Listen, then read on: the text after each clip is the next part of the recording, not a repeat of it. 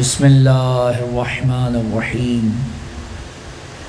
الحمدللہ رب العالمین بارئ الخلائق اجمعین فاطر السماوات والارضین باعث الانبیاء والمرسلین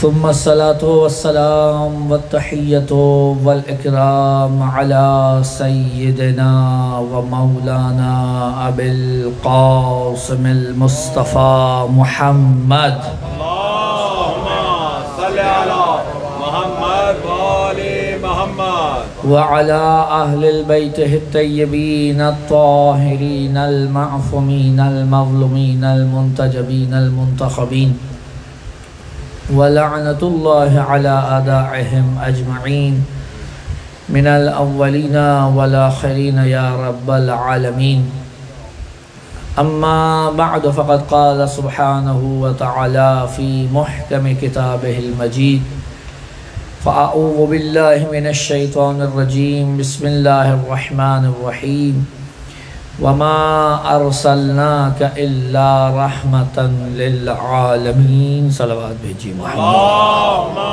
صلی علی محمد وآل محمد۔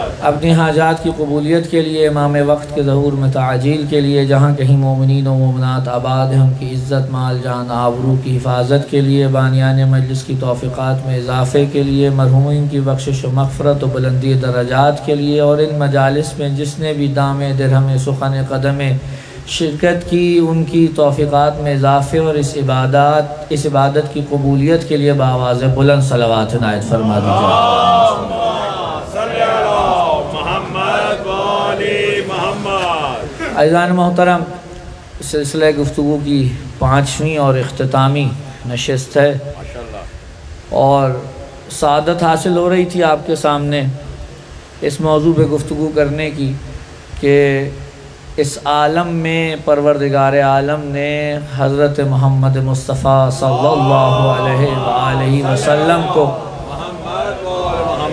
کیا مقام و منزلت عطا فرمائی ہے۔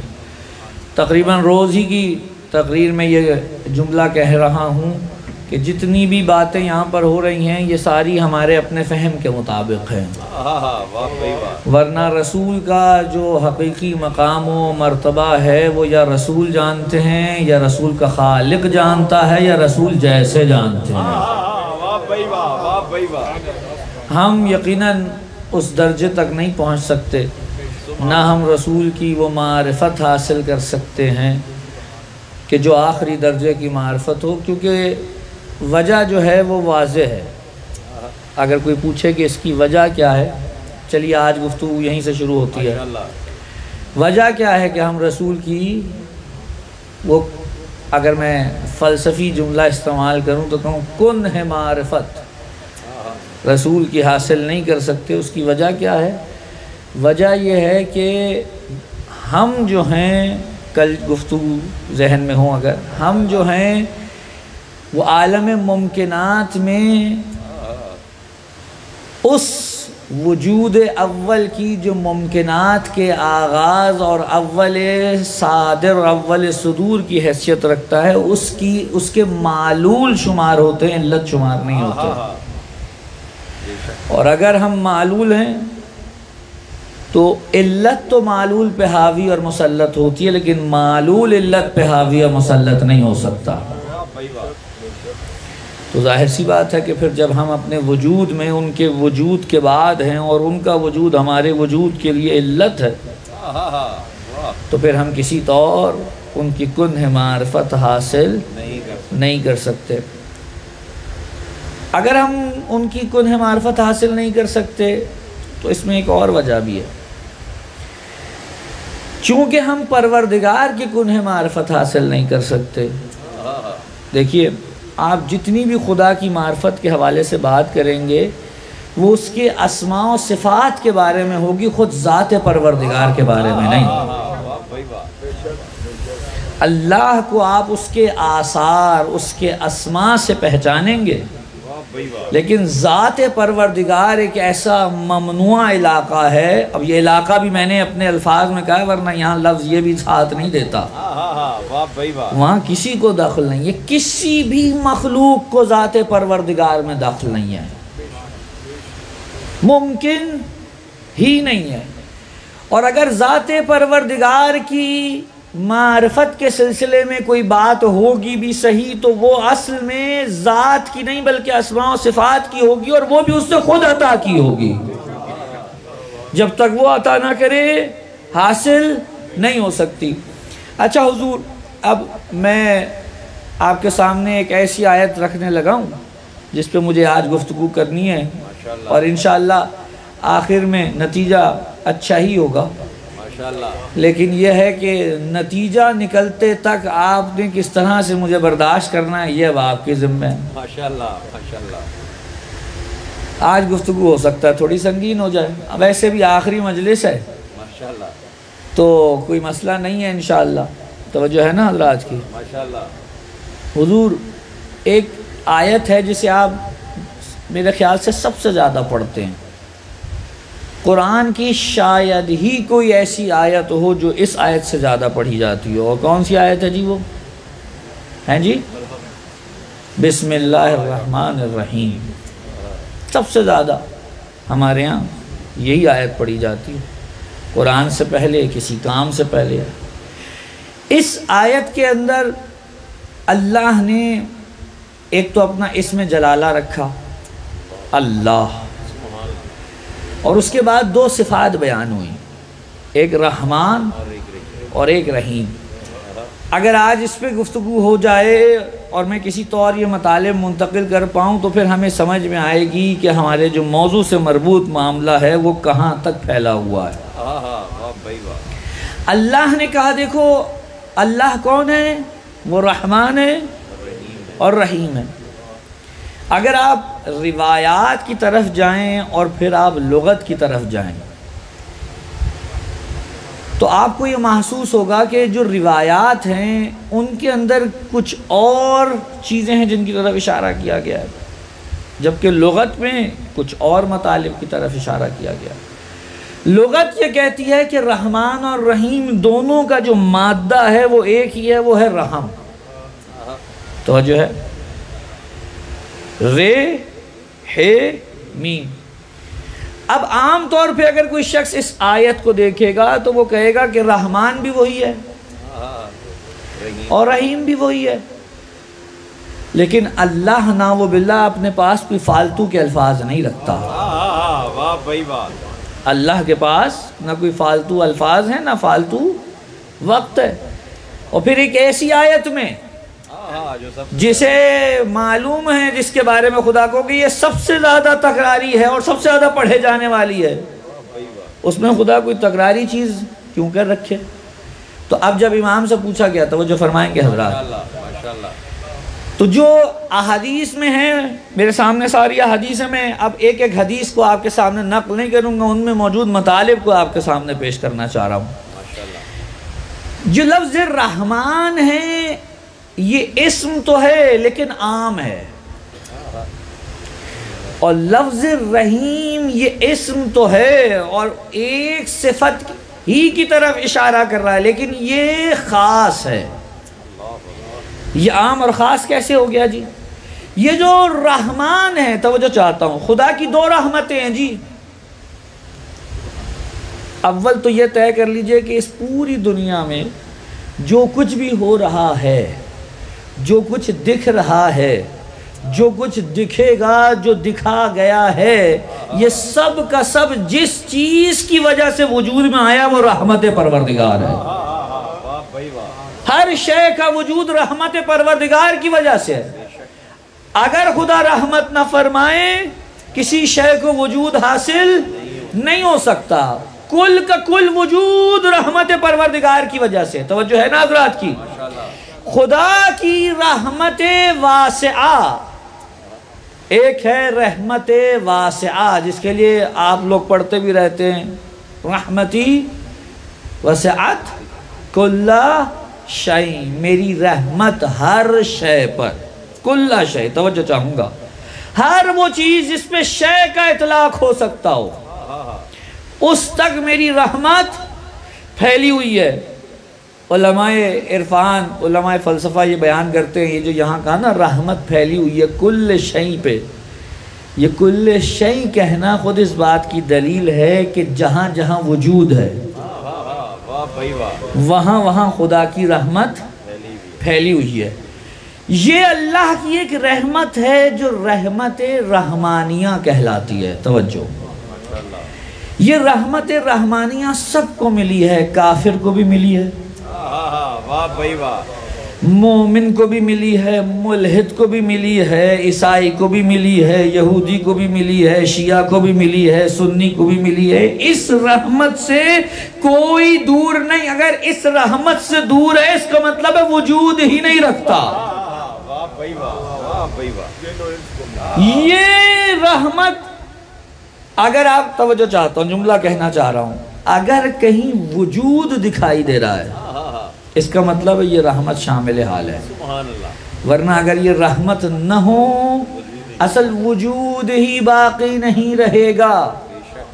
ہم لوگوں کے ہاں اب ظاہر سی بات ہے کہ عام طور پہ ممبروں سے ایسی گفتگو نہیں ہوتی، اور آپ حضرات کا میں بڑا شکر گزار بھی ہوں کہ یہاں بیٹھ کے آپ یہ سن لیتے ہیں، ہمیں بھی کچھ تسلی ہو جاتی ہے کہ چلیں کچھ تو منہ کا ذائقہ بدلا،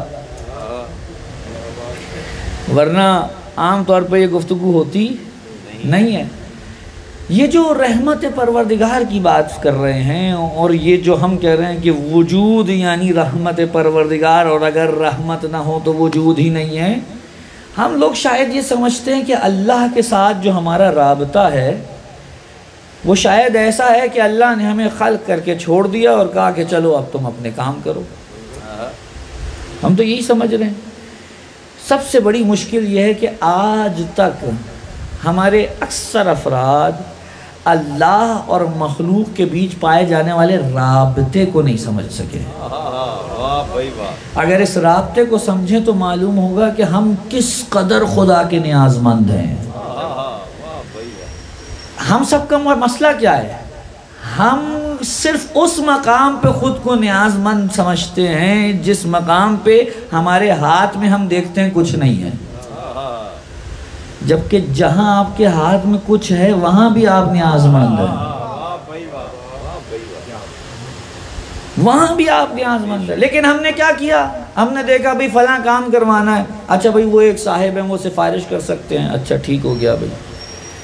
خدا نہ خواستہ کسی کے گھر میں کوئی بیمار ہو گیا، توجہ ہے نا، کوئی بیمار ہو گیا، فوراً دوڑ کے گئے، جناب وہ ایک بڑے ڈاکٹر صاحب ہیں، وہ فلاں میرے دوست کے جاننے والے ان کے پاس لے گئے۔ اب جب تک خدا نہ خواستہ ڈاکٹر یہ کہہ نہ دے کہ بھئی اب میرے بس سے باہر ہے، تو ہمیں یہ خیال ہی نہیں آتا کہ بھائی یہ ڈاکٹر تو ایک وسیلہ ہے، اور یہ سبب کے ذریعے کام کرے گا، اور یہ جو بھی سبب کا قرار دے گا وہ اصل میں مسبب الاسباب کے ہاتھ میں ہے۔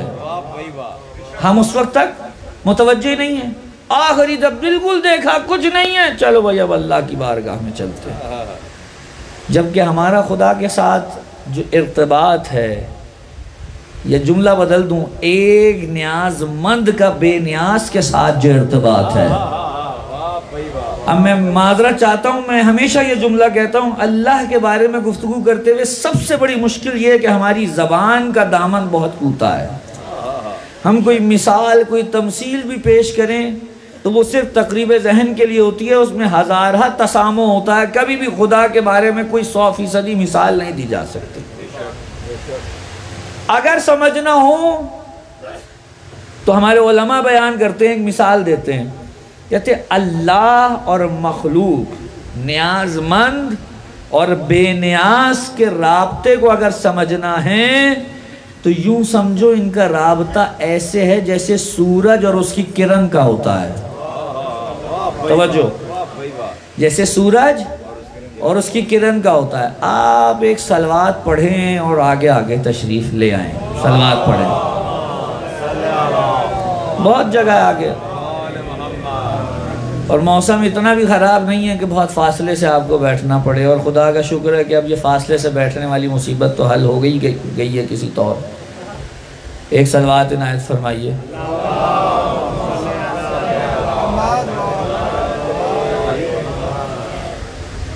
ایک اور صلوات ہے.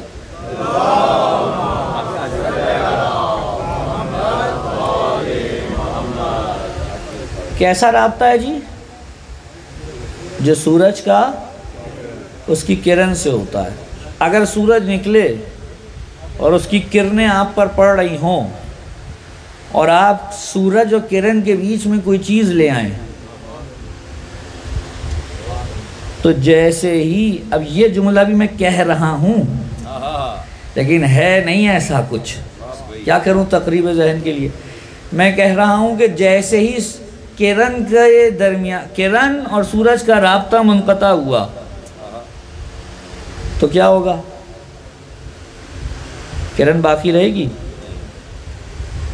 اب یہ میں نے کہہ دیا ہے لیکن حقیقت یہ ہے کہ کرن ہوتی ہی اس وقت ہے جب تک سورج سے جڑی رہے، ورنہ جیسے ہی کرن سورج سے کٹی کرن نہیں رہتی. ہر موقع پر توجہ چاہوں گا، ہر موقع پر انسان نیاز مند ہے بالکل ایسے ہی خدا کا جیسے ایک کرن اپنے وجود کو برقرار رکھنے کے لیے نیاز مند ہے سورج کی.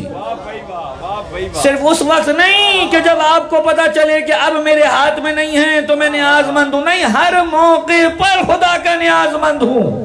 اور ہر ممکن الوجود جسے خدا نے وجود بخشا ہے وہ خدا کا نیاز مند ہے، اور اس کے پاس جو کچھ بھی ہے وہ اصل میں خدا نے دیا ہے، اپنا کچھ ہے ہی نہیں.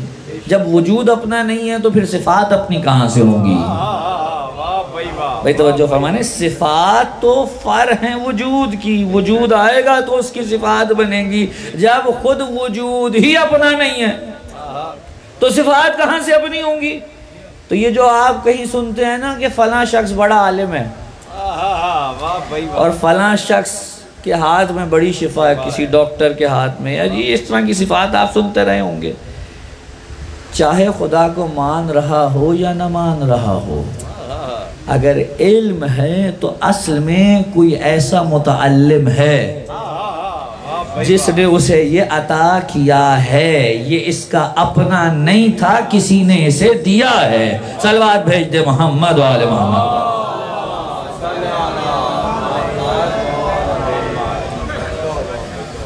توجہ فرمائیں حضرات، کسی نے اسے دیا ہے. اسی طریقے سے پوری دنیا میں، اب یہ دنیا بھی میں لفظ واپس لے لیتا ہوں، چلیں، غیر از خدا، غیر از خدا جو کچھ بھی ہے، جس کے پاس بھی ہے، سب اللہ کا دیا ہوا ہے، سب کا سب اللہ کا دیا ہوا ہے، کسی کا اپنا کچھ نہیں ہے، سب اللہ کا دیا ہوا ہے. جب سب کچھ اللہ کا دیا ہوا اور اس اللہ کی ایک صفت کیا ہے جی؟ وہ رحمان ہے، یعنی اس کی ایک رحمت ہے، رحمت رحمانیہ. اب جب یہ کسی کے شامل حال ہوتی ہے تو اسے کیا حاصل ہوتا تھا؟ وہ جو چاہوں گا، اسے وجود ملتا ہے.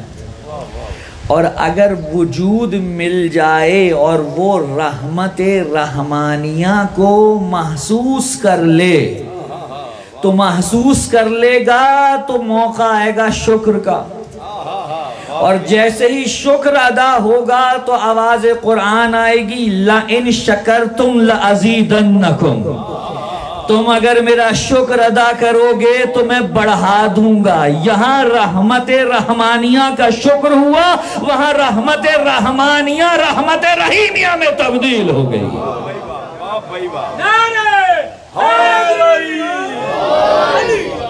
کہ وہ جو پہلے ملی تھی وہ عام تھی، وہ سب کو ملی تھی.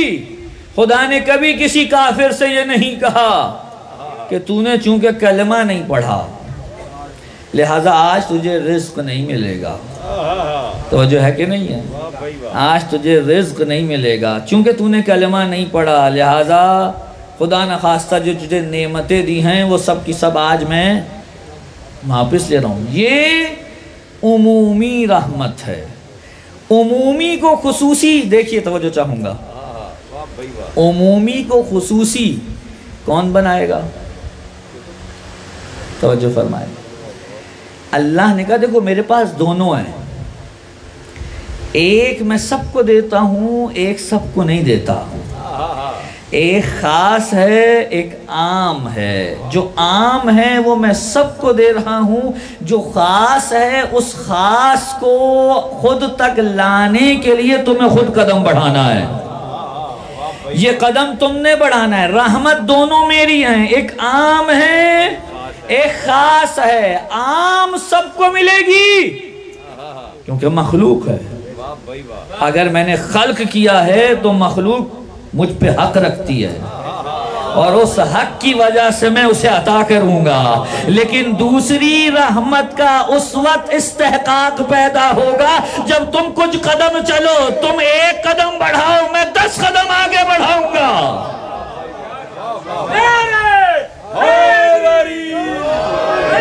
اور اب جب رحمانیہ سے رحیمیہ تک کا سفر طے ہوا تو نتیجہ یہ نکلا کہ وہ جو رحمت دی تھی وہ شاید وہاں تک نہ لے جا سکے جہاں لے جانا ضروری تھا، توجہ چاہوں گا، لیکن یہ رحمت وہاں تک لے کے جائے گی جہاں تک لے جانا ضروری ہے۔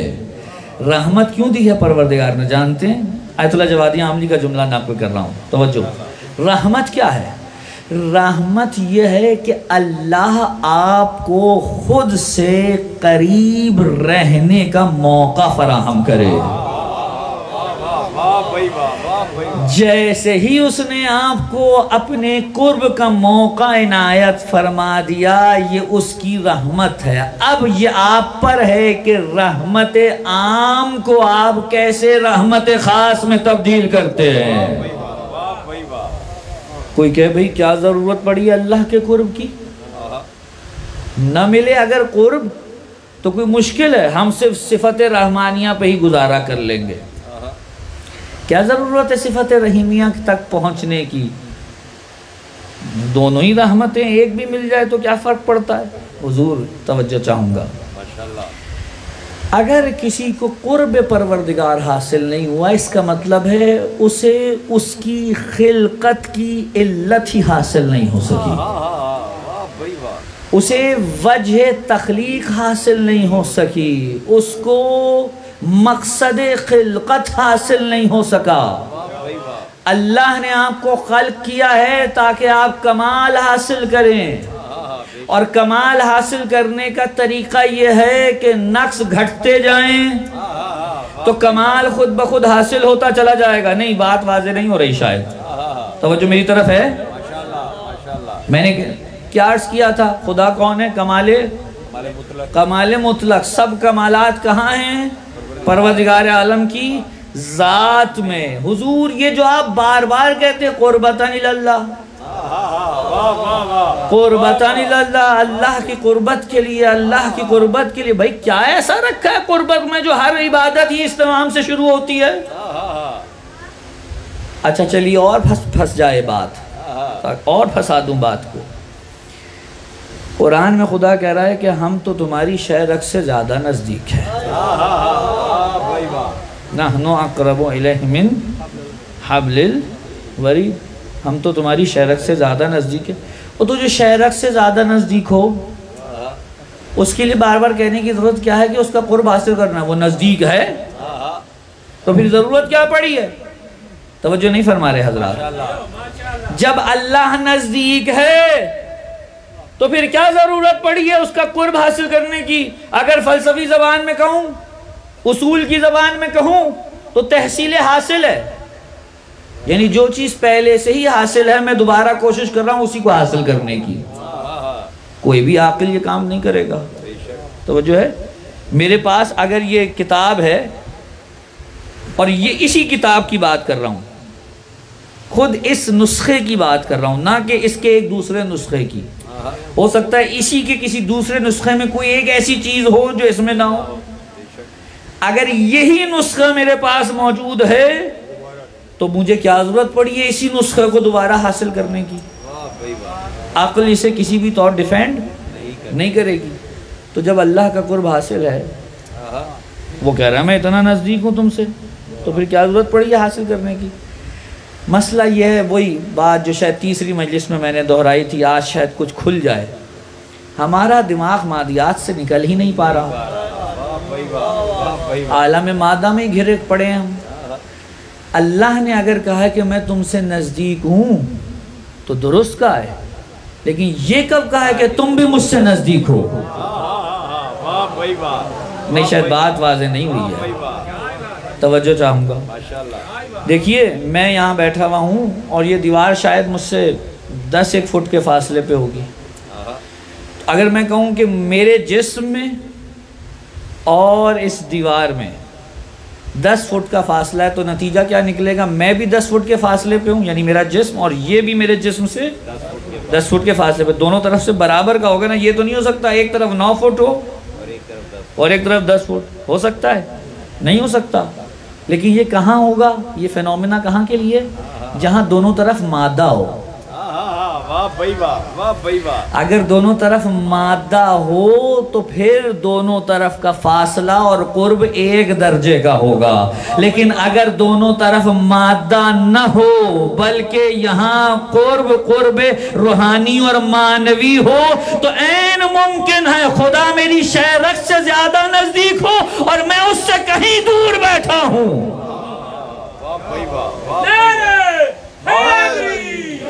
اس لیے وہ افراد جو آ کر کہتے ہیں کہ جناب توسل کی وسیلے کی ضرورت کیا ہے، جو خدا شہرت سے زیادہ نزدیک ہے اس کے اور آپ کے درمیان کسی واسطے وسیلے کی ضرورت نہیں، وہ تو بالکل ساتھ ہے، وہ میرے ساتھ ہے اپنے کمال کی وجہ سے، میں اس سے دور ہوں اپنے نقص کی وجہ سے۔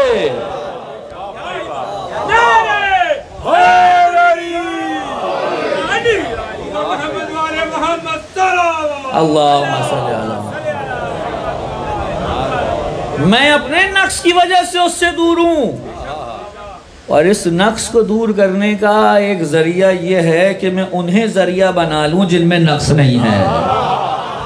صلوات بھیجئے محمد و آل محمد پر۔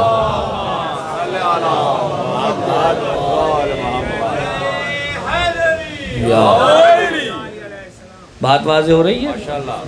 تو اس عام کو خاص بنانا ہے، اور یہ قرب جب تک قرب حاصل نہیں ہوگا، کیا نہیں ہوگا جی؟ قرب حاصل نہیں ہوگا تو کیا حاصل نہیں ہوگا؟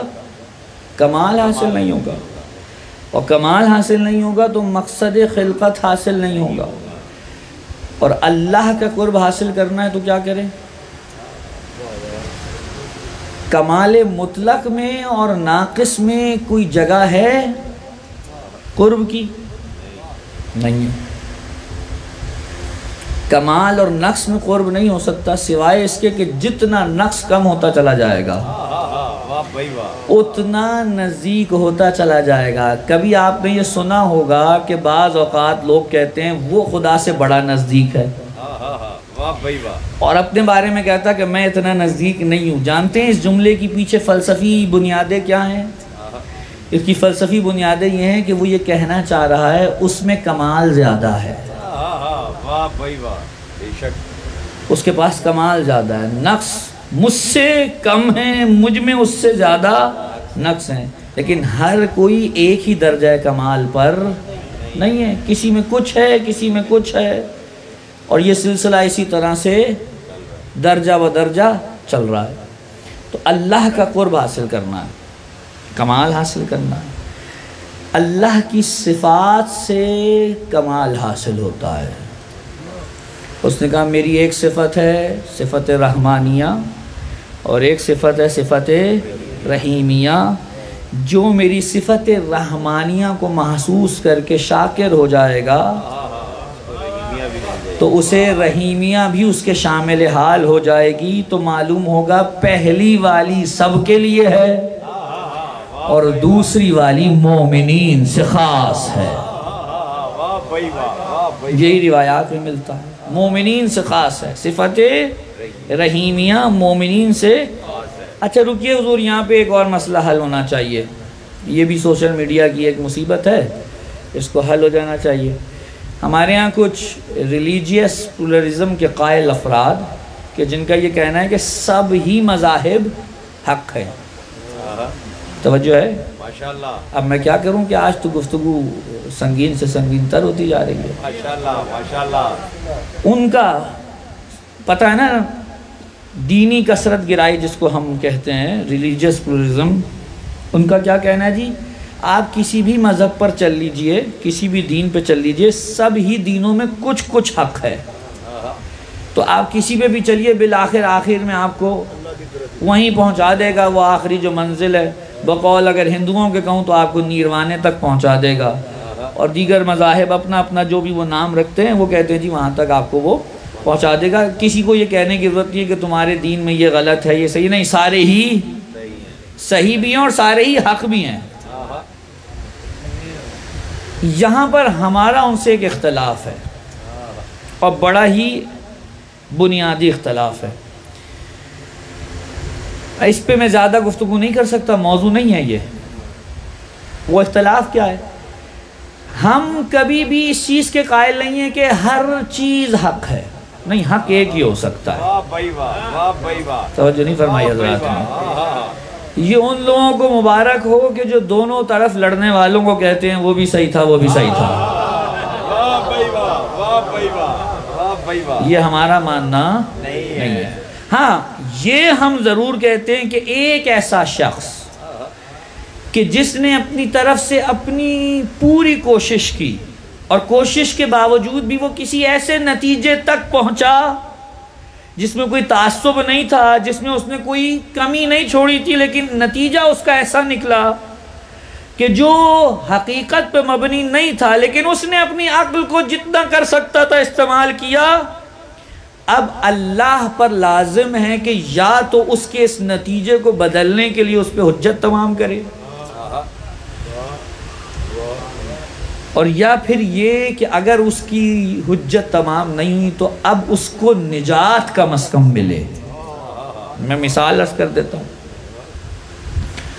ایک شخص ہے جنگل میں رہتا ہے، چلیے نہیں میں بچوں کے لیے کہتا ہوں شاید ان کو پہنچ جائے، وہ بچپن میں ہم چھوٹے تھے تو ایک فلم آتی تھی اس کا بچوں کی، مغلی نام تھا اس کا، وہ کہانی کچھ ایسی تھی کہ ایک جہاز کریش ہوتا ہے اور بچہ جو ہے وہ سب مر جاتے ہیں، ایک بچہ بچ جاتا ہے، اس بچے کو جناب کچھ جانور بھیڑیے پالتے ہیں اس قسم کا کچھ تھا، اور وہ بڑا ہو جاتا ہے اور بڑا ہو کے وہ وہیں رہتا ہے انہی کے ساتھ، اور 2 لمحے کے لیے تصور کر لیجئے کہ اس کا کسی بھی انسان سے اور دنیا کی باہر کسی بھی مخلوق سے رابطہ نہیں ہوتا، وہ رہا ہی انہی کے ساتھ ہے اور وہ انہی میں رہتا ہے، انہی کی طرح کھاتا ہے، چلتا ہے، پھرتا ہے، زبان بھی انہی کی طرح کی بولتا ہے، اور پھر وہ مر جاتا ہے۔ اللہ جہنم بھیجے گا؟ توجہ چاہتا ہوں، اللہ جہنم بھیجے گا؟ نہیں، اس کے عدل کے خلاف ہے۔ یا تو کوئی ایسا جاتا جو اسے بتاتا، اس پہ حجت تمام ہوتی، اور اگر حجت تمام نہیں ہوئی ہے تو اب اللہ یہ نہیں کہہ رہا کہ یہ جو کر رہا تھا وہ حق ہے، ہم یہ نہیں کہہ رہے وہ جو کر رہا تھا وہ حق ہے، نہیں وہ حق نہیں ہے، لیکن اسے نجات ملنی چاہیے کیونکہ حجت تمام نہیں ہوئی۔ اگر حجت تمام ہو جاتی تو اب ہم کہتے کہ اب اس کے لیے نجات نہیں۔ توجہ ہے؟ تو 2 چیزوں میں فرق کر لیجئے، دین حق اور نجات، یہ 2 الگ الگ چیزیں ہیں۔ جو دین حق پر ہے حتماً اگر اس نے صحیح سے اس دین کی پریکٹس کی ہے تو وہ نجات اسے ملے گی، اس میں کوئی شک نہیں ہے، لیکن یہ لازم نہیں ہے کہ فقط اسی کو نجات ملے جو دین حق پر ہے۔ این ممکن ہے کہ کوئی استثنائی صورت جیسے میں نے آپ کے سامنے بیان کر دیا، مثال کے طور پہ یہ ہو سکتا ہے، اللہ کا عدل اس کا متقاضی ہے۔ صلوات بھیج دے محمد والے محمد۔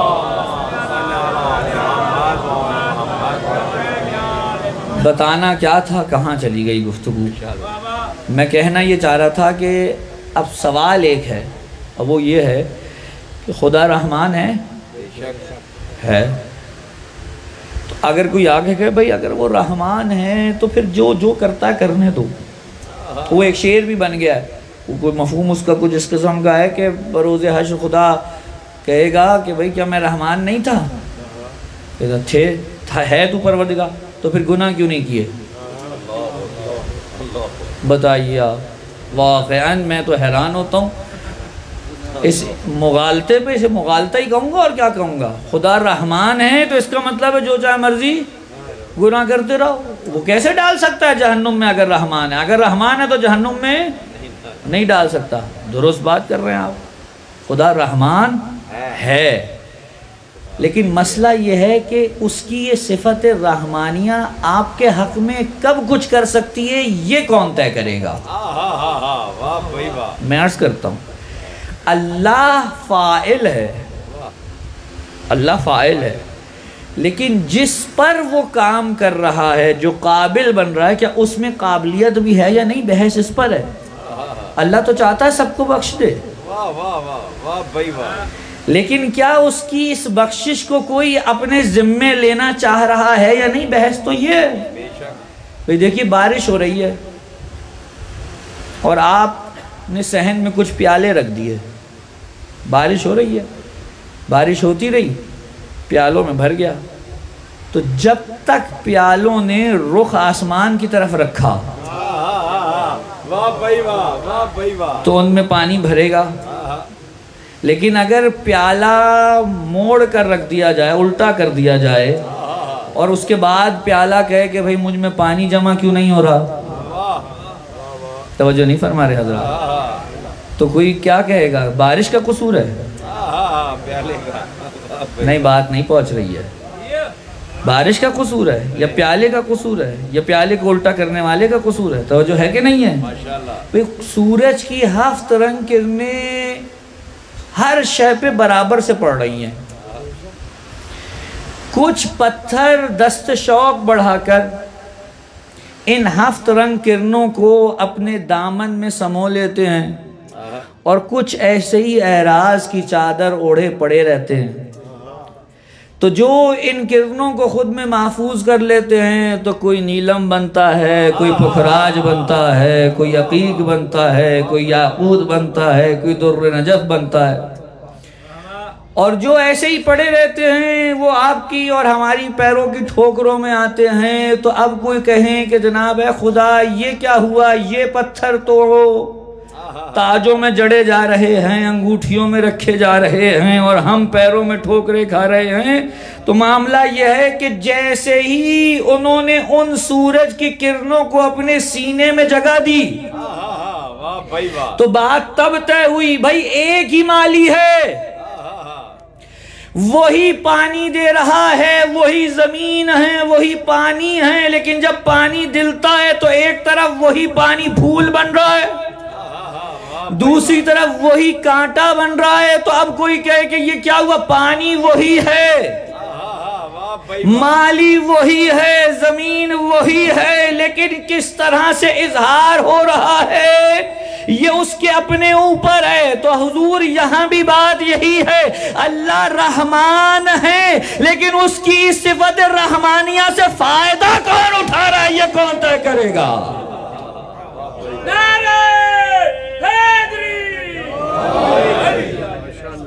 آپ کیسے طے کریں گے کون فائدہ اٹھا رہا ہے؟ یہ تو وہی طے کرے گا۔ اور اگر اس سے بھی کوئی قانع نہ ہو تو میں عرض کروں، خدا کا اسم رحمان ہے تو ساتھ میں قہار بھی تو ہے، توجہ ہے کہ نہیں ہے؟ فقط ایک اسم کو دیکھ کے دوسرے کو چھوڑ دیں، بھول جائیں، اسے بھی مد نظر رکھیے۔ تو اللہ رحمان ہے، رحیم ہے، خدا کی 2 رحمتیں ہو گئیں۔ توجہ ہے نا حضرات کی؟ ایک صلوات عنایت فرما دیجئے۔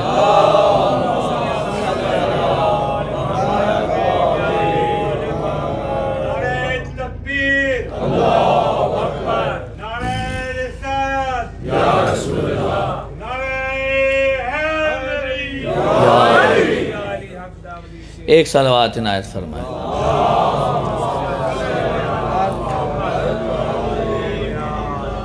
اب دیکھیے خدا کی کوئی بھی صفت ہے اس کے لیے ایک اہم ترین بحث ہے جو ہمارے عرفاء اور فلاسفہ کرتے ہیں.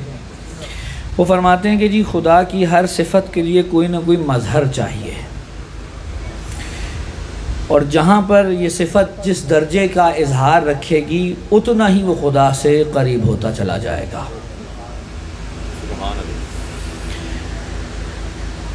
اچھا، ہم میں بھی ایک قسم کا رحم پایا جاتا ہے. رحم کرتے ہیں نا ہم ایک دوسرے پر یا نہیں کرتے؟ کہا گیا ابھی اپنے والدین پہ رحم کرو، چھوٹوں پہ رحم کھاؤ، ایسا ہے کہ نہیں ہے؟ لیکن ہمارے رحم میں ایک چیز ہے جو وہ نقص ہے، اور وہ کیا ہے؟ ہم رحم کھاتے ہیں کسی پر اپنے احساسات کی وجہ سے. جب تک ہمیں احساسات نہ گھیر لیں، جذبات نہ گھیر لیں، ہمارا رحم کھانا وقوع پذیر نہیں ہوتا. اور اچھا عجیب بات، اگر کوئی جذباتی ہو گیا اور احساساتی ہو گیا اور اس نے اس ضمن میں آ کے کسی پہ رحم کھا لیا، عین ممکن ہے رحم کھا رہا ہو لیکن گناہ ملے. میں عرض کرتا ہوں، مثال دیتا ہوں. آپ کے پاس کسی نے 30,000 روپے رکھوائے بطور امانت، اور اچانک سے کوئی آ گیا بڑا ضرورت مند، اور اس نے کہا کہ مجھے بڑی ضرورت ہے اور اگر تم نے ابھی مجھے نہ دیے پیسے تو میرے لیے بڑا نقصان ہو جائے گا. اور آپ نے اس کی حالت دیکھی اور آپ کو احساسات کی بنا پہ اس پہ رحم آ گیا، تو آپ نے وہ پیسے جو بطور امانت آپ کے پاس رکھوائے گئے تھے، جس میں رکھوانے والے نے آپ کو یہ اجازت نہیں دی تھی کہ تم اس میں تصرف کر سکتے ہو، وہ لائے اور آپ نے لا کر اس کو دے دیے. آپ نے مالک کی اجازت کے بغیر ان میں تصرف کیا، کھایا آپ نے رحم. اور شاید اس میں آپ یہ سوچ رہے ہوں کہ اللہ میرے اوپر بھی رحم کھائے گا، لیکن مسئلہ کیا ہوا؟ احساسات اور جذبات نے آپ کو ثواب کے کام کو بھی گناہ بنا دیا. آپ نے اس کی اجازت کے بغیر اگر صرف کیا. ہمارے ہاں تو اب یہ بڑی مشکل ہو گئی ہے. لوگ یہ سمجھتے ہیں کہ دوسروں کا حق مار کے کسی کے ساتھ رحم کھائیں گے تو ہم پہ اللہ رحم کھائے گا. یہ ہمارے معاشرے کا مسئلہ بن گیا اس وقت. بہن کو حق کوئی نہیں دیا جائیداد میں سے، اور جناب علی یتیم خانہ بنوا رہے ہیں. کیا فائدہ؟ کوئی فائدہ نہیں. کم از کم مکتب تشیع سے تعلق رکھنے والا اگر کوئی ایسی حرکت کرے تو بڑا افسوس ہوتا ہے. جو پچھلے 1400 سال سے ایک حق کے اوپر ٹکے ہوئے ہیں، اور جو یہ کہتے آ رہے ہیں کہ بھئی فلاں کو فلاں بی بی کو حق نہیں دیا گیا تھا، اور وہ اس طرح کسی کا حق غصب کر کے اور پھر کہیں کہ آپ اب اس سے کوئی نیک کام کرنے جا رہے ہیں. نہیں حضور، یہ کوئی بات نہیں ہے. بہرحال ایک تو بیچ میں بات آ گئی، عرض کر دیا. حق غصب کر کے اگر آپ کسی کے ساتھ کر رہے ہیں تو کوئی فائدہ نہیں. یعنی ہمارا جو رحم کھانا وہ کیا جی؟ احساسات اور جذبات اس میں شامل ہیں. اللہ کا رحم کھانے میں جذبات نہیں ہیں. اللہ کی رحمت جذبات اور احساسات کی وجہ سے نہیں. جذبات اور احساسات تو وہاں ہی نہیں. جہاں احساسات اور جذبات آ جائیں وہاں کیا ہے جی؟ وہاں سب کچھ ہے، خدا نہیں ہو سکتا. کیونکہ احساسات اور جذبات آپ کو متحرک کرتے ہیں. بھئی آپ خوش ہیں، خوشی کا احساس اچانک سے غمی کے احساس میں بدل گیا تو آپ ایک جگہ سے دوسری جگہ منتقل ہو گئے نا. ایک حص سے دوسری جگہ منتقل ہوئے، یعنی آپ میں حرکت آئی، انتقال آیا. اس کا مطلب یہ ہوا کہ آپ میں ثبات نہیں ہے. ثبات آیا، ثبات نہ ہوا، اس کا مطلب یہ ہے کہ آپ حد و حدود میں، کیونکہ جہاں بھی ثبات نہ ہو وہاں حد و حدود ضروری ہو جاتی ہے. اور جہاں حد و حدود آ جائے وہاں مطلب یہ ہے کہ آپ محدود ہو گئے اور خدا ہے لامحدود. اس لیے یہ نہیں ہو سکتا. تو اللہ کا توجہ چاہوں گا، اللہ کا رحم کھانا احساسات اور جذبات کی بنا پہ نہیں ہے. اللہ نے کہا دیکھو میں ایک نبی بھیج رہا ہوں، اور میرا یہ نبی میری ان دونوں صفات کا مظہر ہے۔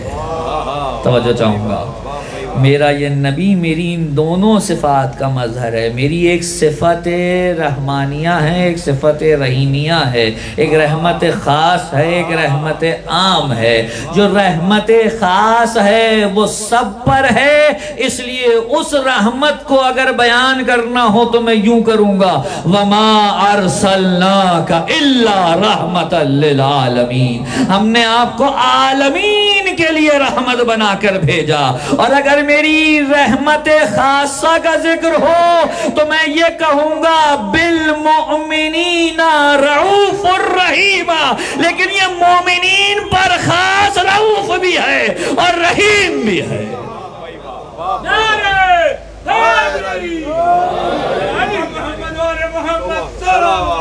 اللہ بات واضح ہو گئی؟ اب یہ جو آپ کہتے ہیں کہ رسول رحمت للعالمین ہیں، تو اگر آپ نے فقط یہ کہہ دیا کہ یہ رحمت مسلمانوں کو مل رہی ہے تو پھر تو آپ نے رحمت عامہ کو رحمت خاصہ کر دیا۔ یہ اور لوگ ہیں جو سمجھتے ہیں کہ فقط کلمہ گو کو رسول کی طرف سے رحمت مل رہی ہے۔ میں نہیں بھی مانتا، اسے بھی رحمت اگر خدا سے مل رہی ہے تو ان کی وجہ سے مل رہی ہے۔ یہ وہ مرکز رحمت ہیں، یہ وہ ذخیرہ رحمت ہیں جہاں سے خدا اپنی رحمت کو تقسیم فرما رہا ہے۔ بلکہ میں تو آگے بڑھ کے کہتا ہوں، ان کے غضب اور ان کے کسی کو قتل کرنے میں بھی رحمت ہے۔ ہاں مجھے پتہ ہے یہ جملہ سنگین ہے، اتنی آسانی سے تو نہیں ہضم ہونے والا۔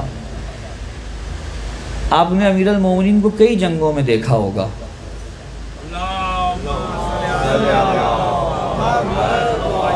مولا جنگ لڑ رہے ہیں اور جنگ لڑتے لڑتے اگر کوئی آیا سامنے تو وار ہوا اور کارگر ثابت ہوا، مار دیا۔ مرحب و انتر یہ سب سننے میں ہے نا آپ نے، کہ آپ پریشان کیوں ہیں؟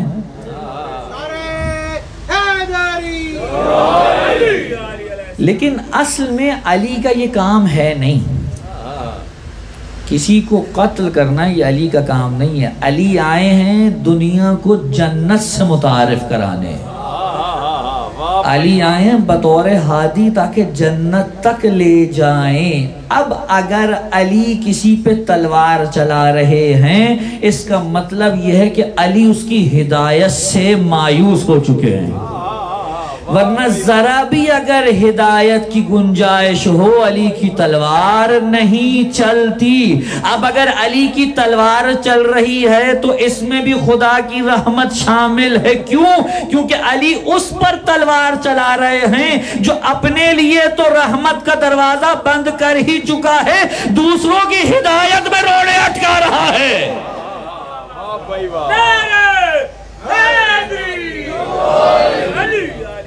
اس لیے ان کی تلوار میں بھی یہ رحمت ہے کہ دوسروں کی راہ میں، دوسروں کی راہ ہدایت میں حائل نہ ہو، اس لیے اس کو ہٹانا ضروری ہے۔ ایک طرف رحمت عامہ، ایک طرف رحمت خاصہ۔ اور رحمت خاصہ کیا ہے جی؟ مومنین پہ۔ اچھا دیکھیے لفظ بھی وہی ہے، میں تو حیران ہوتا ہوں۔ اللہ کے لیے لفظ قرآن نے، یہ قرآن پڑھ رہا ہوں، دیکھیے میں نے حدیث کوئی نہیں نقل کی کہ کوئی آ کے کہے جی یہ تو ادھر کی ہے ادھر کی ہے، صحیح ہے ضعیف ہے فلاں ہے دھماکہ، نہیں۔ اللہ کے لیے کیا لفظ ہے؟ رحیم، اور اللہ کی ایک صفت ہے رعوف، اور خدا یہی دو لفظ آ رہا ہے اپنے رسول کے لیے، کہ رحیم رعوف۔ تو کیا دو رحیم اور دو رعوف ہیں؟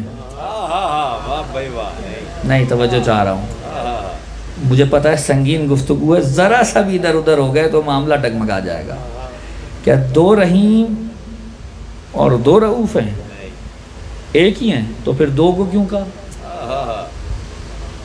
چلیے میں ایک اور آیت پڑھتا ہوں تاکہ وہ بھی مسئلہ اور گھمبیر ہو جائے۔ آج تو آپ یہیں بیٹھے، میں نہ آپ کو چھوڑ رہا ہوں، آج تو ایسی آخری مجلس ہے۔ آپ آیا ولایت پڑھتے رہتے، انما इन्नमा वलियुकुमुल्लाहु व रसूलुहु वल्लज़ीना आमनु अल्लज़ीना युक़ीमुना अस्सलाता व युतूना ज़काता व हुम राकिऊन। क्या तर्जुमा फरमाते हैं? बेशक तुम्हारा वली अल्लाह है और उसका रसूल और वो जो हालत रुकू में ज़कात दें। वो पूरा तर्जुमा आयत का। ठीक हो गया जी। आयत में लफ्ज़ वली कितनी दफ़ा आया है? हैं जी? एक दफ़ा।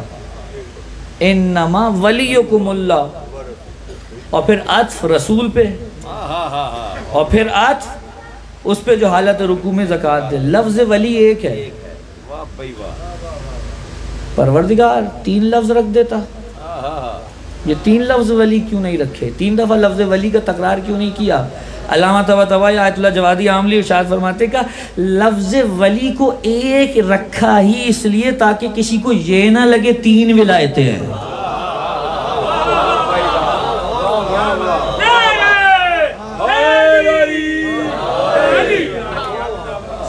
क्योंकि तवज्जो चाह रहा हूं, क्योंकि आम तौर पे जो कहा जाता है मुझे पता है, आम तौर पे कहते हैं जी विलायतें जितनी भी हैं अल्लाह के अर्ज में, अल्लाह की विलायत के अर्ज में, यानी उसके मुकाबिल कोई विलायत नहीं है, ये तो सब मानते हैं।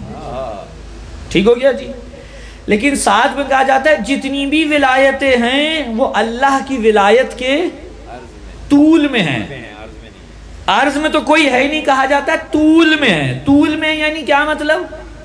यानी अल्लाह ऊपर है और उसके बाद उसके तहत साया, उसके तहत जिल, ये विलायतें हैं। लेकिन यहाँ एक एतराज है। मुझे ये बताइए किसी चीज के तूल में आने के लिए जरूरी है कि कोई जगह खाली हो, तो फिर तूल में कोई शय अल्लाह की विलायत से कौन सी जगह खाली है कि हम तूल में किसी दूसरे की विलायत लाएं? तो विलायत तो फकत एक ही है, वो अल्लाह की है। अल्लाह के सिवा किसी की विलायत ना है, ना होगी, ना हो सकती है। तो फिर ये आगे जो रसूल हैं और ये जो अली है, इनकी विलायत क्या है? क्या इनकी विलायत कोई खुद से विलायत नहीं है, ये अल्लाह ही की विलायत का मजहर है। यानी अल्लाह की विलायत जहां से जाहिर हो रही है वो रसूल है, वो अली है। इसका माना जानते हैं क्या है? जिसने रसूल और अली की विलायत को माना उसने इनकी नहीं अल्लाह की विलायत को माना। जिसने इन्हें रद्द किया उसने खुदा की विलायत को रद्द।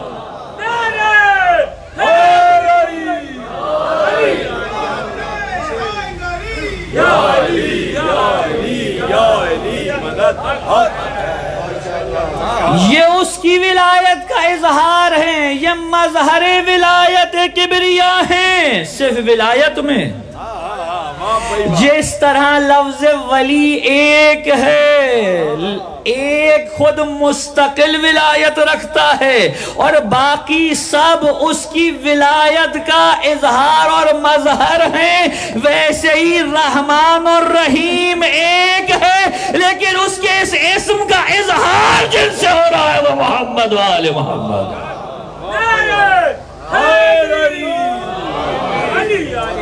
अल्लाह अल्लाह अल्लाह बजाते खुद रहमान और रहीम है। वो बजाते खुद सिफत रहमानिया और सिफत रहीमिया रखता है, लेकिन उसका रसूल मजहर है, खुद से नहीं रखता, लेकिन मजहर है उसकी सिफत आम और सिफत ख़ास का, उससे ज़ाहिर हो रही है। और जब उससे ज़ाहिर हो रही है तो यहाँ भी वही मामला है।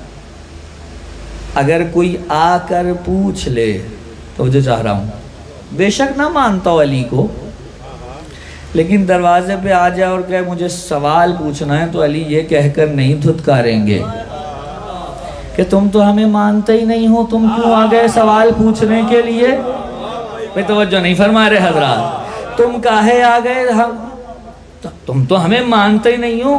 का नहीं, इसको जवाब देना है, लेकिन इसे जवाब देना है उस रहमत आम के ज़ेल में। اور اگر سلمان آ جائیں تو انہیں جواب دینا ہے رحمت خاص کے ذیل میں۔ واہ بھائی واہ، کیا بات واضح ہو رہی ہے؟ بھئی دیکھیے امام رضا علیہ السلام تشریف فرمائے،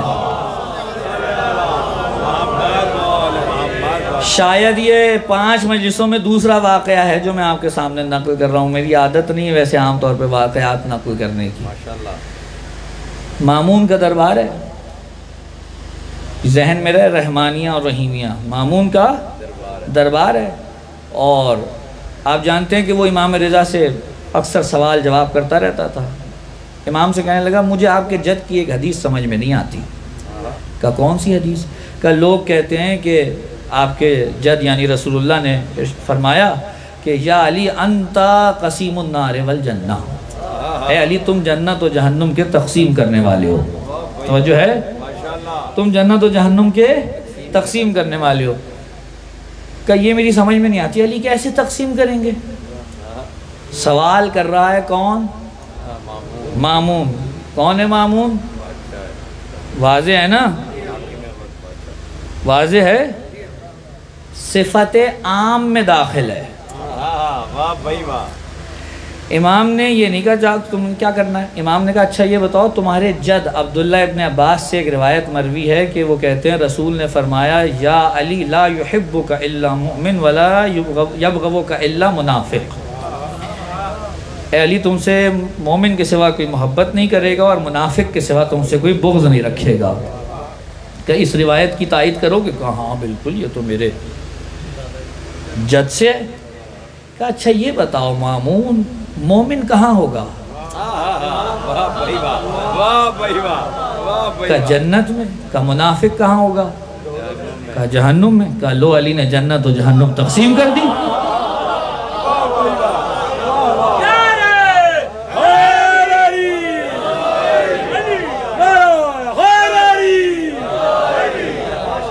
تقسیم کر دی، لیکن یہ جواب تھا صفت عام کے لیے۔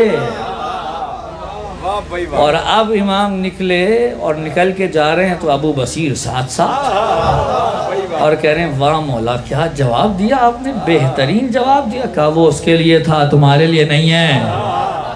کہا کیا مطلب اس کے لیے تھا میرے لیے نہیں ہے؟ کہا تو پھر میرے لیے کیا ہے؟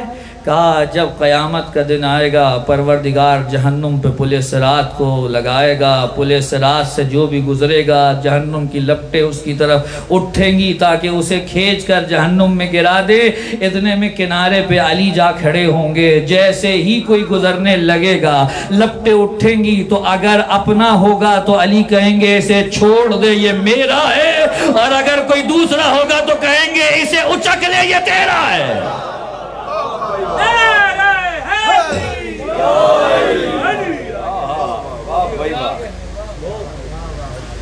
یہ رحمت خاصہ تھی، توجہ فرما رہے ہیں حضرات؟ تو یہ ہے مظہر خدا کی رحمت عام کے بھی، خدا کی رحمت خاص کے بھی۔ یہ ہے مقام و منزلت اہل البیت اور مقام و منزلت رسول اللہ محمد مصطفیٰ صلی اللہ علیہ وسلم۔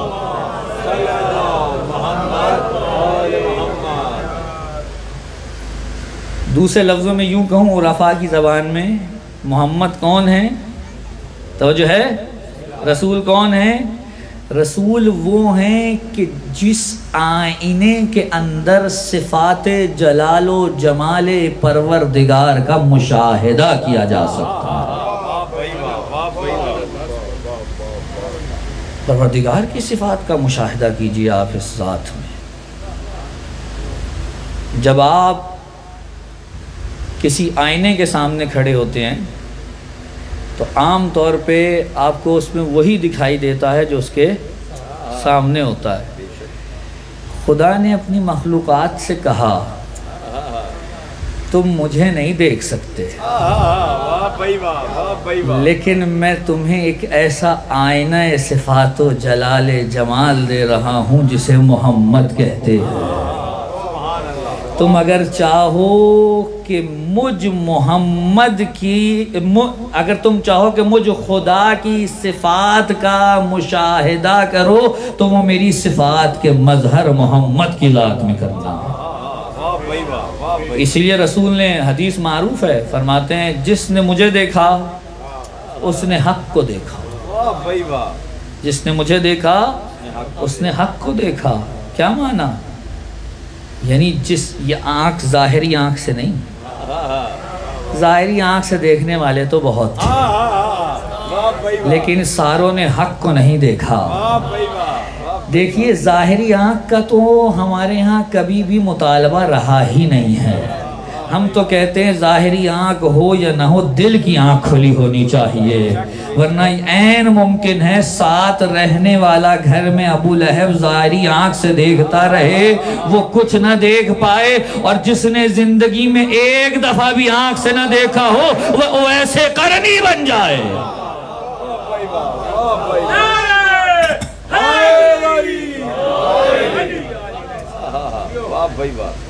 ابو لہب ابو جہل نے آنکھوں سے دیکھا تھا، ساتھ بیٹھنے والے افراد موجود تھے، رسول نے کسی کے لیے یہ نہیں کہا جو اویس کے لیے کہا ہے، کہا مجھے یمن سے ایمان کی خوشبو آتی ہے۔ اللہ اکبر۔ اس خوشبو والے کانسیپٹ کو وہی سمجھ سکتے ہیں جو روزانہ حدیث قصہ پڑھتے ہیں، توجہ ہے کہ نہیں ہے؟ اس خوشبو والے کانسیپٹ کو وہی سمجھ سکتے ہیں۔ ایک دن آئے تھے رسول سے ملنے زیارت کرنے کے لیے، ماں سے وعدہ کر رکھا تھا جلدی لوٹ آؤں گا، جب پہنچے مدینے میں رسول نہیں تھے، بلا ملے واپس چلے گئے۔ رسول آئے تو کسی کو بتانے کی ضرورت نہیں پڑی، رسول نے پوچھا کیا کوئی آیا تھا؟ کہاں ایک شخص آیا تھا یمن سے، کہاں میں اویس کی خوشبو محسوس کر رہا ہوں۔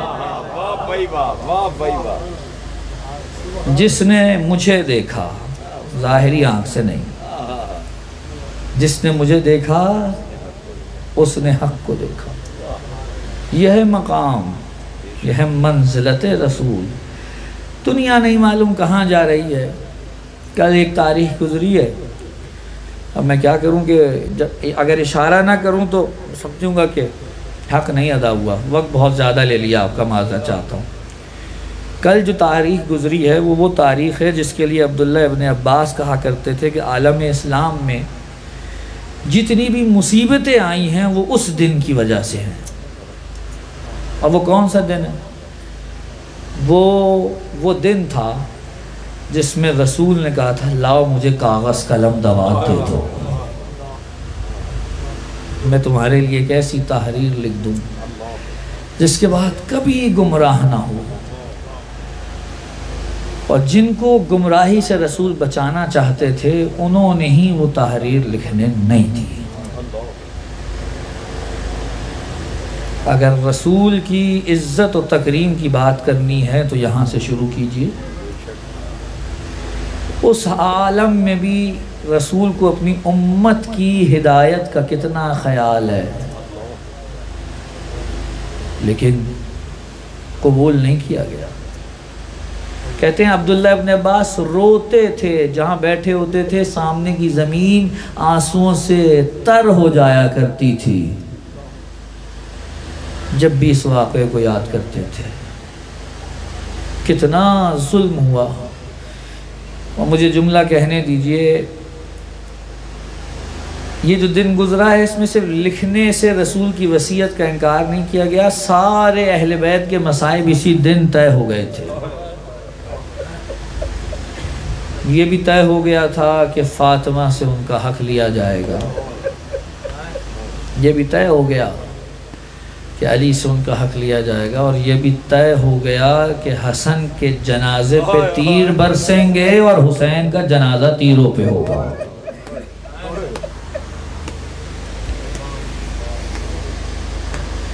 عزادارو، مجھے آج حکم ہے کہ میں اس امام کا ذکر کروں جس کا عموماً ذکر کم ہوتا ہے۔ یہ میرا وہ مظلوم امام ہے جسے گھر میں بھی سکھ نہیں مل سکا۔ خدا کرے میری بات آپ سمجھ جائیں۔ امام حسین مظلوم ہے، لیکن امام حسین کی مظلومیت ایک جگہ پہ مجھے دکھائی نہیں دیتی. جانتے ہیں وہ کون سی جگہ ہے؟ امام حسین کے گھر میں 3 ازواج ہیں اور تینوں بڑی وفادار ہیں. آپ بزرگان یا تشریف فرمائیں، مجھ سے بہتر جانتے ہیں اگر گھر میں زوجہ اپنے ساتھ نہ ہو انسان کا کس طرح سے گزر بسر ہوتا ہے، یا آپ سمجھ سکتے ہیں. گھر میں بھی سکون نہیں ہے. شاید آپ یہ سمجھتے ہیں کہ امام حسن کو پہلی دفعہ زہر دیا گیا اور وہ شہید ہو گئے. روایات میں ملتا ہے 7 مرتبہ زہر دیا گیا میرے مولا کو. ایک مرتبہ ایک لائن اپنے عصا کے نیچے جو لوہا لگا ہوتا ہے اسے زہر میں بجھا کے لایا اور میرے مولا کے پیر میں رکھ کر دبا دیا.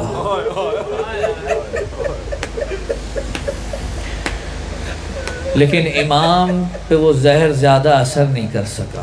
ایک دفعہ ایک لائن نے چاقو زہر میں بجھایا اور آ کر میرے مولا کی ران پہ وار کیا. 2 مہینے تک میرے مولا بستر پہ رہے. آخر میں ایسا وقت آ گیا تھا کہ مسجد جا کے نماز نہیں پڑھ سکتے تھے مولا. اس مسجد میں جس مسجد کے اندر گھر کا دروازہ کھلتا ہے،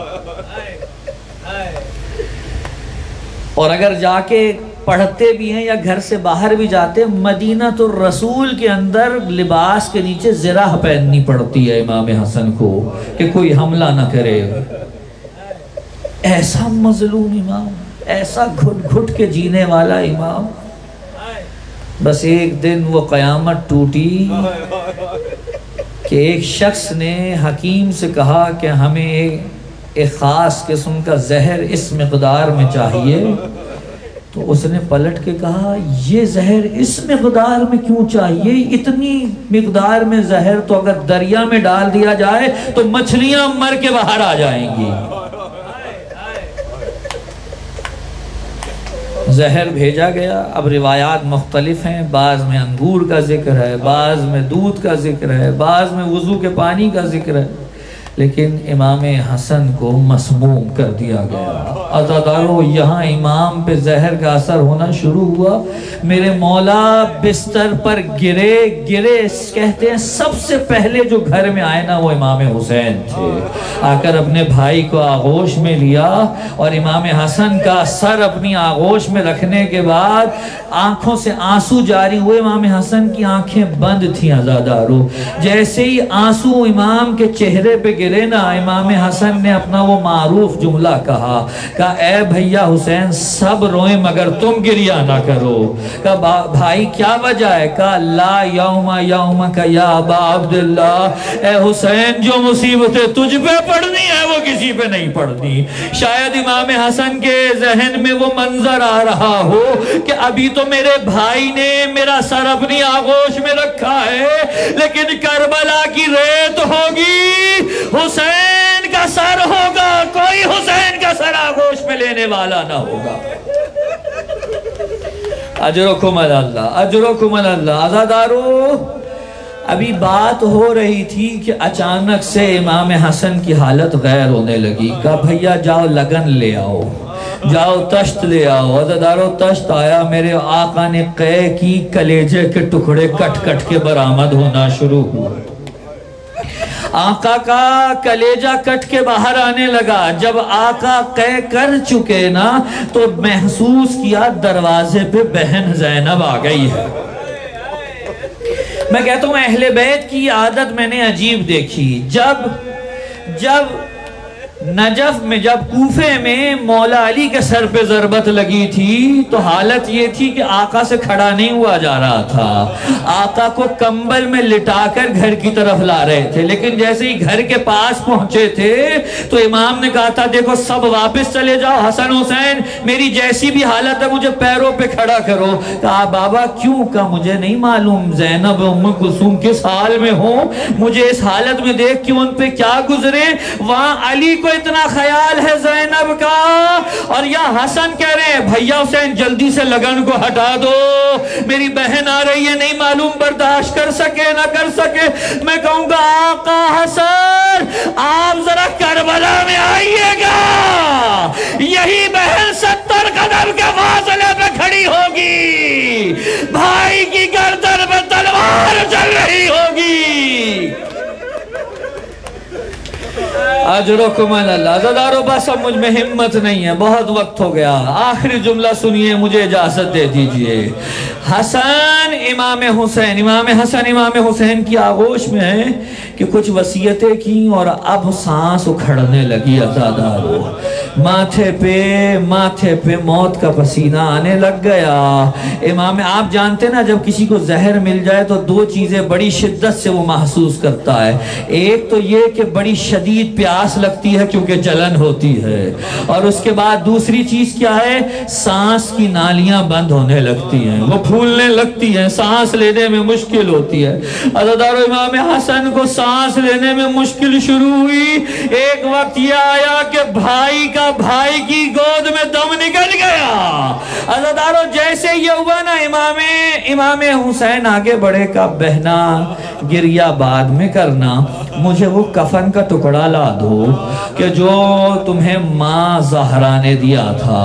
عزادارو میرا جی کہتا ہے حضرت زینب کے ذہن میں وہ واقعہ تو آ گیا ہوگا، جب آخری وقت آیا تھا نا حضرت زہرا کا، بلایا زینب کو، 6 سال کی زینب کا، بیٹی ادھر آؤ، دیکھو جب تمہارے نانا کا آخری وقت آیا تھا تو تمہارے نانا کے لیے جبرائیل جنت سے کافور اور کفن لے کر آئے تھے، انہوں نے اس کے 4 ٹکڑے کیے تھے، ایک سے تمہارے بابا نے تمہارے نانا کو غسل و کافور دے دیا۔ اب کچھ عرصے کے بعد تمہارے بابا آئیں گے اور کہیں گے کہ وہ ٹکڑا دے دو جو تمہاری ماں کا ہے تو یہ ٹکڑا اٹھا کے دے دینا۔ پھر اس کے کچھ عرصے کے بعد تمہارا بھیا حسن آئے گا اور آ کر کہے گا کہ وہ ٹکڑا دے دو جو بابا کا ہے تو یہ والا دے دینا، اور اس کے کچھ عرصے کے بعد تمہارا بھیا حسین آئے گا اور کہے گا لاؤ بھیا حسن کا کفن دے دو تو یہ ٹکڑا اٹھا کے دے دینا۔ عزادارو کفن بھی ختم ہو گیا، زہرا بھی خاموش ہو گئی۔ یہ دیکھتے ہی زینب نے کہا بھیا حسین کے بارے میں کچھ نہیں کہیں گی اماں؟ کہا یہی بات میں نے تیرے نانا سے کہی تھی، تو تیرے نانا نے کہا تھا بیٹی کفن اسے دے دیا جس کا کوئی جنازہ اٹھانے والا ہو، تیرے بیٹے حسین کا کوئی جنازہ اٹھانے والا نہیں ہوگا، اس کے لاشے پہ گھوڑے دوڑائے جائیں گے۔ عزادارو حسن کو کفن دیا گیا، اور لیکن اب یہ مظلومیت واحد میرے مولا حسن کی ہے، جب بھی گھر سے جنازہ نکل جائے کبھی لوٹ کے گھر نہیں آتا۔ عزادارو یہاں سے جنازہ نکلا اور وہاں سے تیر برسنا شروع ہوئے۔ عزادارو بعض علماء نے لکھا ہے 70 تیر حسن کے جنازے میں پیوست ہوئے، جن میں سے کچھ تیر حسن کے گلوے مبارک میں بھی آ کے لگے۔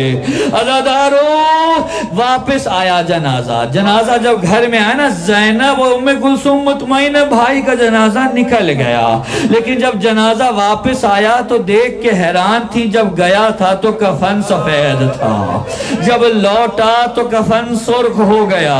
ساری بیویاں جنازہ لوٹنے کے بعد حسن کے جنازے پہ گری، واحد زینب تھی جو حسین سے لپٹ گئی، کہنے لگی ہے میرے بھائی حسین، ہے میرے بھائی حسین۔ سب کہنے لگے اے زینب تم حسین سے لپٹ کے کیوں روتی ہو؟ کہ میں نے ہمیشہ اپنے نانا بابا سے سنا کہ میرا بھائی حسن مدینے میں مارا جائے گا اور میرا بھائی حسین غریب الوطنی میں مارا جائے گا، جو وطن میں مارا گیا اس کا یہ حال ہے، جو غریب الوطنی میں مارا جائے گا یہ امت اس کے ساتھ کیا کرے گی؟ الا لعنت اللہ علی القوم الظالمین، سیعلم الذین ظلموا ای منقلب ینقلبون۔ پروردگار امام زمانہ کے ظہور میں تعجیل فرما، ہمیں ان کے وان و انصار میں شامل فرما، بحق محمد و آلہ الطاہرین ماتم حسین۔